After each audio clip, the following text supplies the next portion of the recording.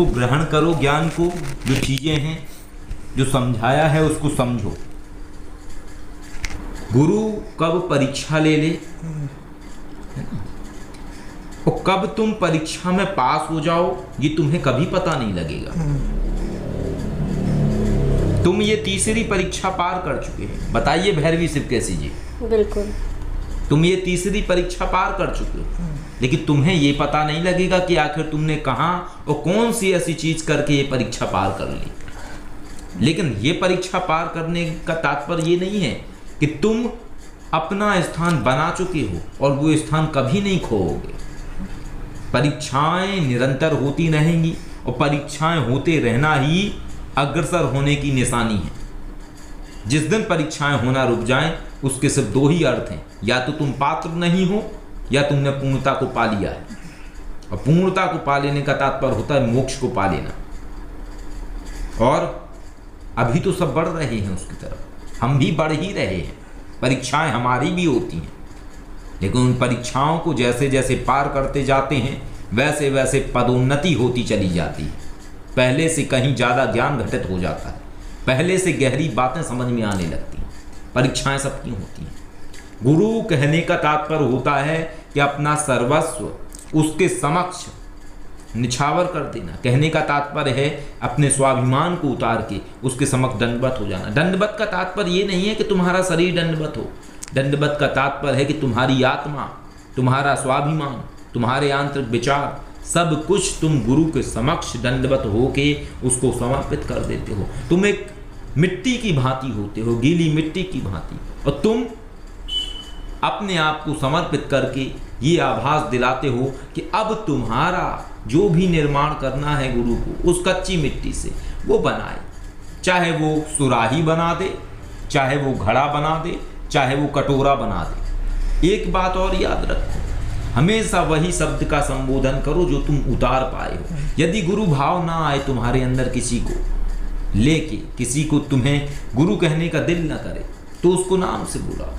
यदि तुम्हें हमें गुरु कहने का दिल नहीं करता है तो तुम बोलो बाबा विश्वनाथ अघोरी। और इसका मैं एक उदाहरण आपको बता भी देती हूँ कि वो वीरभद्राय जो थे तो उन्होंने एक लंबे समय तक ना गुरुजी शब्द का संबोधन किया था, ना ही गुरु माँ शब्द का संबोधन किया था। वो दीदी बोलते थे और स्वामी जी बोलते थे। तो हमें उनकी ये बात बहुत अच्छी लगती थी, क्योंकि हमें सत्यता बहुत अच्छी लगती है।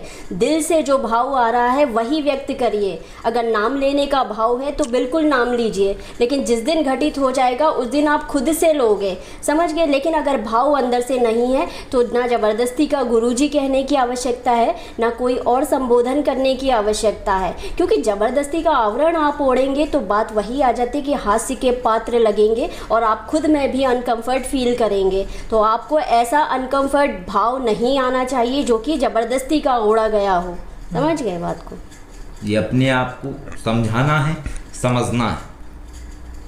परीक्षा तीसरी हुई है और तीसरी परीक्षा तुम इसलिए पार कर पाए क्योंकि कल रात में जब तुमने गुरु की डांट खाई तब तुम्हें ज्ञात हुआ कि तुम महादेव की तरफ पैर करके सो रहे हो। और जब कल तुमने अपनी गलती सुधारी तो आज पार करने का ज्ञान भी घटित हुआ। आज रोए भी हो तुम सुबह अकेले में छुप के, और रोएगा वही जिसको अपनी गलती का एहसास होगा। अब तुम पहुंच गए हो देवाराम की बराबरी पे। देवाराम में भी अभी भी कई कमी है, तुम में कई और अच्छाइयाँ हैं, देवाराम में कुछ और अच्छाइयाँ हैं। तुम्हारे अंदर एक अच्छाई है सच बोलने की, लेकिन तुम्हारे अंदर दूसरी कमी है अनुशासन की। तुम अनुशासित नहीं हो लेकिन सच बोलते हो। तीसरी तुम्हारे अंदर अच्छाई है समर्पण की, कि तुम स्वीकारते हो, तुम जो नहीं कर सकते हो तुम वो कर सकते हो। अब तुम भरे रोड पे भी दंडवत हो सकते हो। देवाराम के अंदर एक अच्छाई है अनुशासन की, वो अनुशासन प्रिय है। यदि उसको बोल दिया कि यहाँ झाड़ू पोंछा सफाई मिलनी चाहिए और बाथरूम टॉयलेट तुम साफ करके इतने बजे ये सारे गंदे बर्तन साफ करके बैठोगे, तो वो इतने समय बैठा मिलेगा वो कार्य करके। अनुशासन प्रिय है, लेकिन एक कमी है उसके अंदर, झूठ बोलने की।